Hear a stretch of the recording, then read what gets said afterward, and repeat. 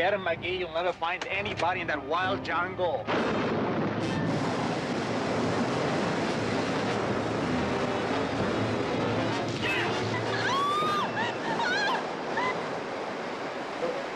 Did you know it was here? Is that why you wanted me to leave? We're going to Mexico. Come on. None of this will bring Cindy back. He was through. They're getting tired. They're getting tired.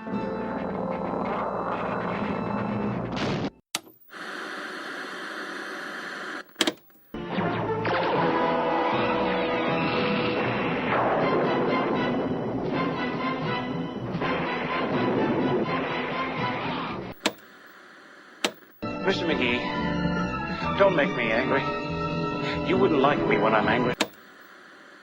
You are about to listen to the Totally Super Awesome 80s Reboot Overdrive podcast.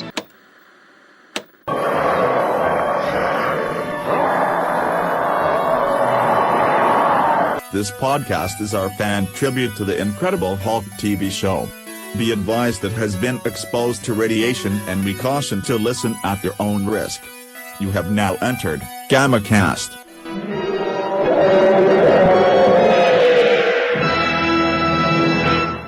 Hello and welcome once again to GammaCast. I'm your host Charlie Esser, and with me once again is Phil Parrish. Hey Phil, always glad to have you. Now remember folks, Phil is only with us on a temporary leave. When all the new shows come back, this man is not going to have time for us. So please, if you have ever been interested in podcasting, just drop us a line at superconnectivityblog@gmail.com and let us know that you would like to try your hand at the wild woolly world of 1980s television, superhero television show podcasting. Okay, so let's open up with this week's episode, A Solitary Place, written by Jim Tisdale and Migdia China, credited as Migdia Varela. In Mexico, David Bailey, which is Banner's pseudonym this week, has secluded himself from other people to keep his rage in check. But Gail Collins, another doctor on the run, stumbles upon his hiding place. Now McGee and others are looking for both of them. Director was Jeffrey Hayden on this. So Phil, what did you think of this week's episode? I liked it. I liked it better than some because the thought that popped into my head was, I don't know if it was you or Dave or maybe both in previous episodes that said, a lot of times David gets himself in a lot of trouble because he sticks his nose in where it doesn't belong sometimes. But this episode, that wasn't the case. He was, in seclusion and everyone basically came to him. Yeah. The doctor and Jack and everyone came at him. Yes. And I'll say this, for what it's worth, this was actually one of the things I liked about this episode, because this was the first episode that really felt like a Hulk story that you might have gotten in the comic book. Yeah. You have, the Hulk just wanting to be left alone, or in this case, Banner just wanting to be left alone, and this Dr. Bailey comes in out of nowhere and, is causing his trouble, and I did like that. This once again leads us to this question that we always come back to in this series, which is Jack McGee the world's greatest or simply the world's luckiest investigative reporter? We have seen in the past where Jack McGee will be on one story and then the Hulk shows up, and we don't know if that's because, Jack McGee in his quest for the Hulk just winds up following where the Hulk is likely to show up, or is that because the Hulk, or is it just random chance that that's what happens?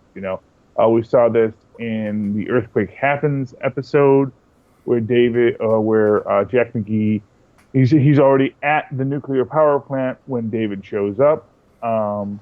And then we also saw in the horse race episode, I believe that was called Rainbow's End, where, again, Jack McGee and the Register are already investigating this horse racing story when the Hulk shows up. Now, I had theorized at times that this might have been because Jack McGee is seeing a pattern in the places the Hulk shows up, so he actually is anticipating it. But then the other option is just that, no, Jack McGee is lucky and stumbles upon these other stories. He stumbles upon the Hulk when he's just on assignment on other stories.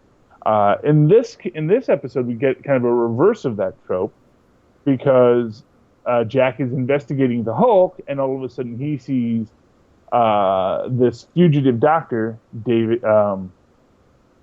What's her name? Gail Collins. With it makes for a very interesting thing. Now, and again, this is a fun bit, because of course what you have in this is a lot of inversion of the normal Incredible Hulk paradigm. You have someone else on the run. So Gail Collins is the woman with a secret who's on a run, and David Banner, isn't actively running from anything in this. He's just trying to live his life, because as far as he knows, no one's even looking for him here.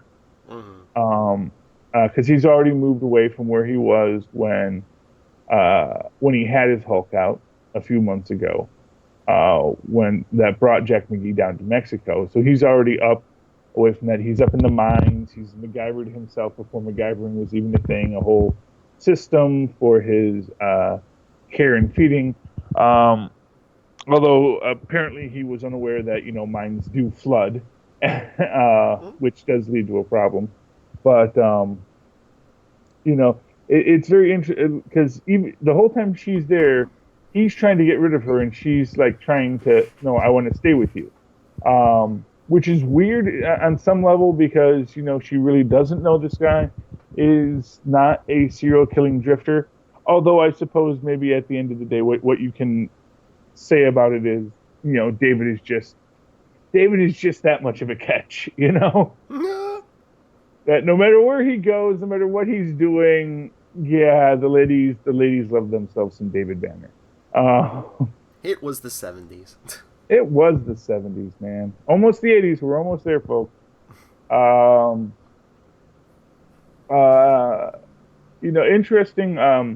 Interesting things.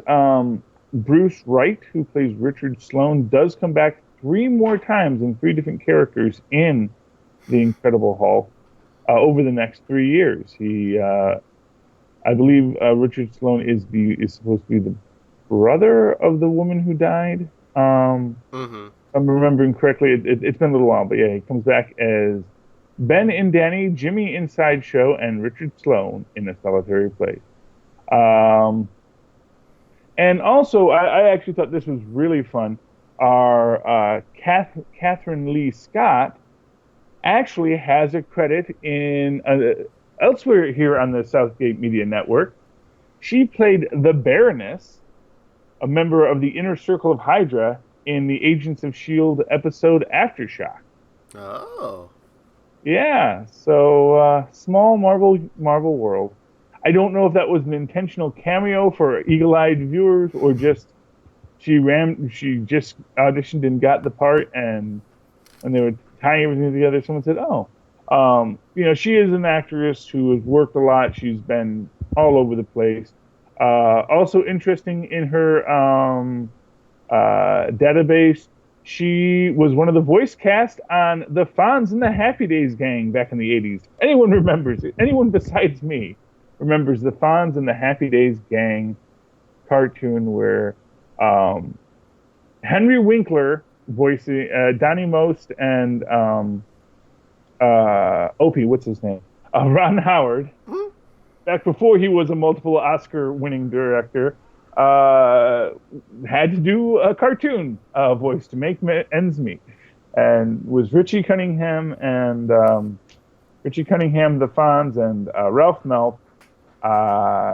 on a time machine that doesn't work with a time traveler by the name of Cupcake, played by the incomparable Didi Khan. So always a fun bit from the past. So getting back to the plotline of the show, essentially what we're finding here is Catherine Lee Scott. She's this brilliant neurosurgeon who has a patient who is in extreme pain, and she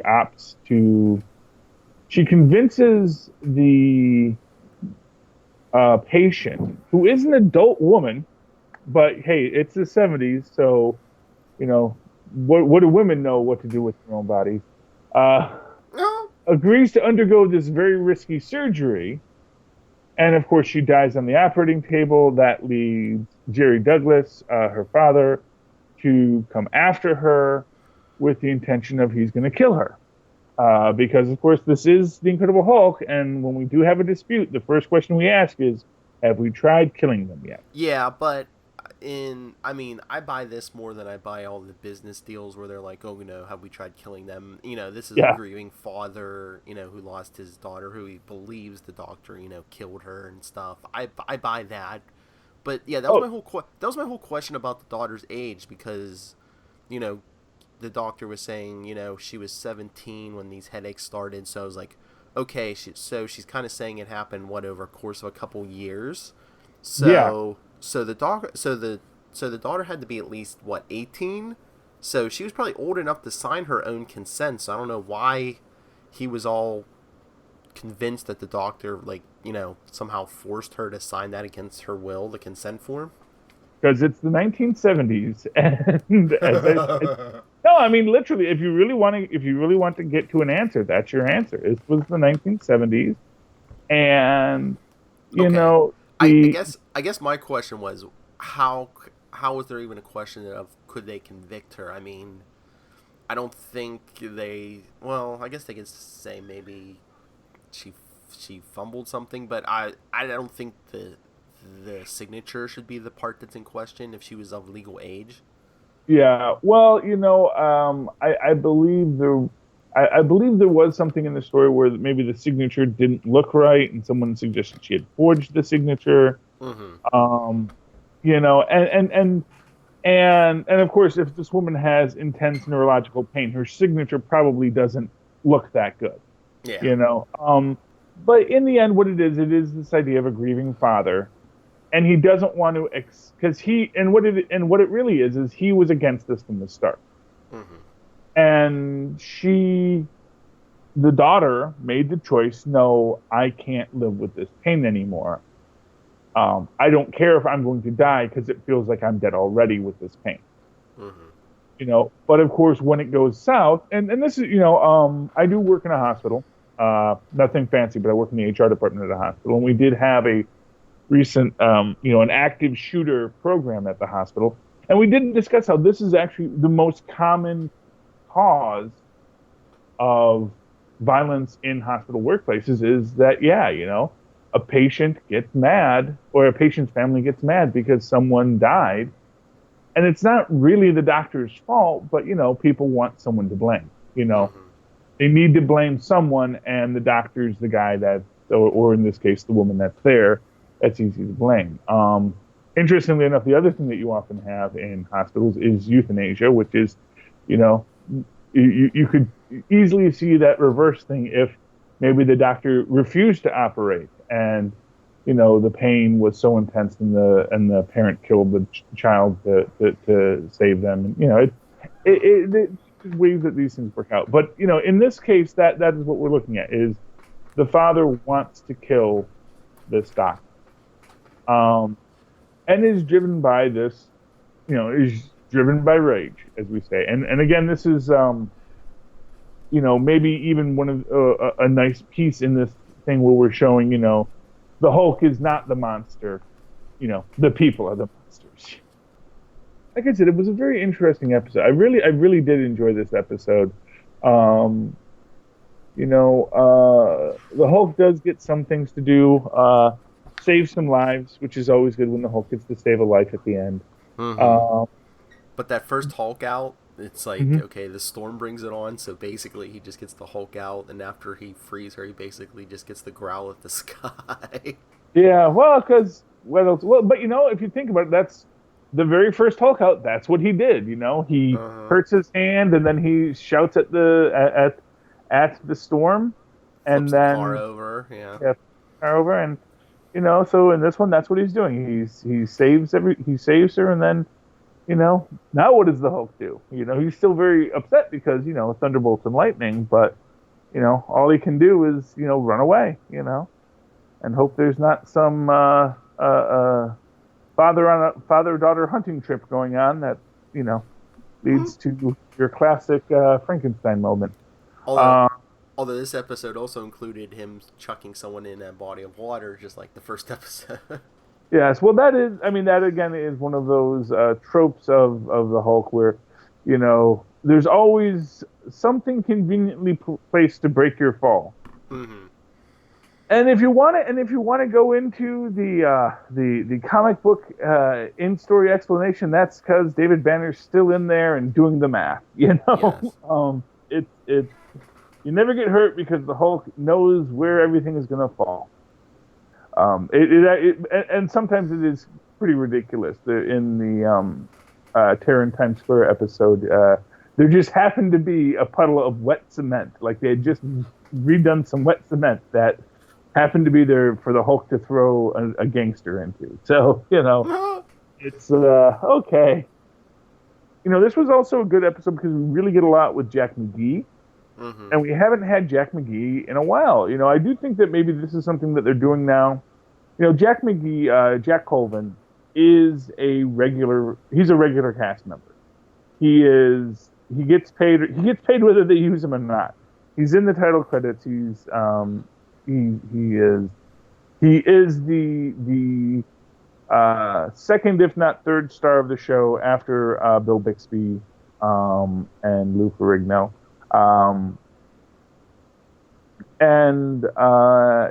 But they don't use him every episode. Mm-hmm. But I think that maybe what they do is when they can't find a way to work Jack Colvin in, Jack McGee in, after a couple episodes, and they just say, well, now we need to write a really, McGee intensive episode. And those are always kind of my favorites. I think that anytime you have Jack McGee in there, it intensifies the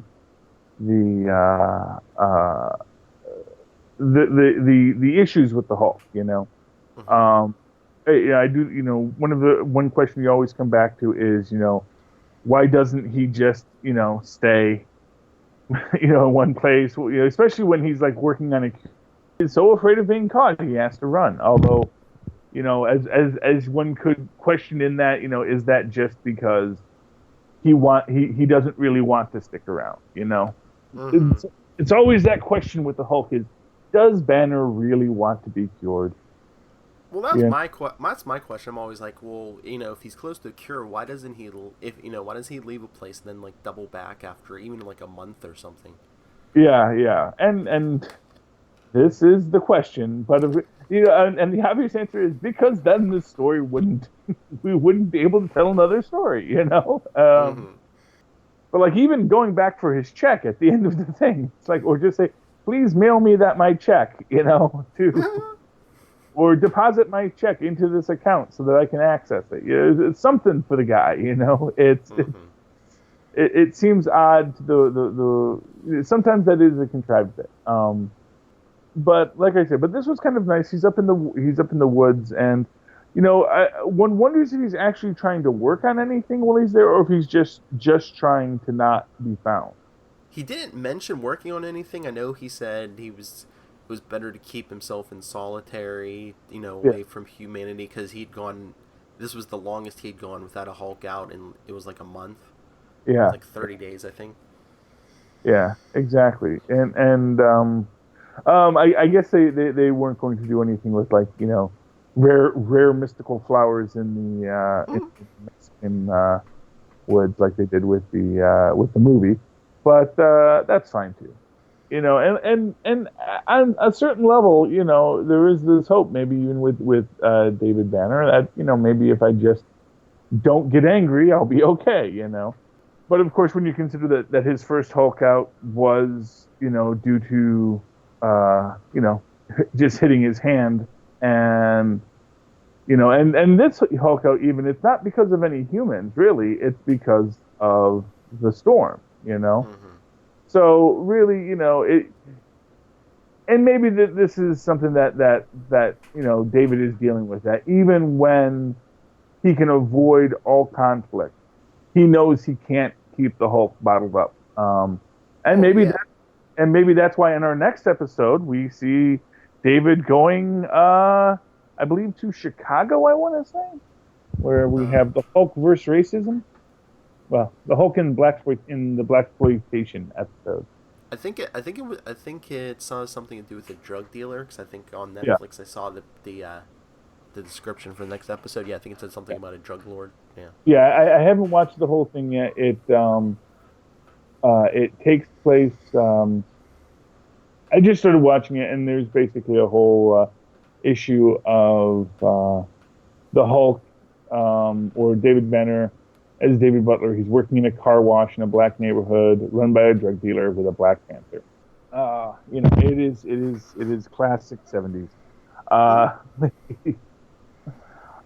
Is there anything else you want to say about this episode? No, I think we've hit basically everything. But I know you were saying about getting good Jack McGee episodes. In a few episodes, we're getting a good 2-part episode.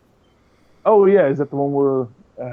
What is it, Mystery Man or something? Oh yeah, that's classic, and also some excellent bit of tropiness from the from 1970s television, as a central premise is amnesia. Dun dun dun. So Phil, if they would like to talk to you about the Hulk and things that are not related to the Hulk, because you talk about just about everything here in the Southgate Media universe, where can they find you and reach out to you? Yeah, if they want to talk to me, because I talk DC Comics, I even talk Marvel Comics with you on the all-new Marvel Roundup and Super Connectivity. You can always get a hold of me, nightwingpdp@gmail.com, and on Twitter, I am at nightwingpdp. And if you want to find any of my blogs or podcasts, you can just check them out real quickly at philparich.wordpress.com. Excellent. And of course, you can always write to me in that old-fashioned email way, the way our Maz and Paz did years ago, at superconnectivityblog@gmail.com. That's superconnectivityblog, all one word, @gmail.com. And then if you're one of those hip young kids in their modern millennial world who uses the Twitters, you can tweet along with me as I watch The Incredible Hulk 7 o'clock on Saturdays at CHARLIEESSER. Look for the 2 E's in the middle for quality. Thank you all for hulking out with us, and hulk out with us again next week. Thank you. We hope you've enjoyed this show. This podcast is part of the 80s Reboot Overdrive channel on Southgate Media Group. You can follow us on Facebook on the 80s Reboot group page. We're also on Twitter and Tumblr at 80s Reboot. We invite you to check out all the wonderful podcasts and blogs available at southgatemediagroup.com. And thank you for reliving the 80s.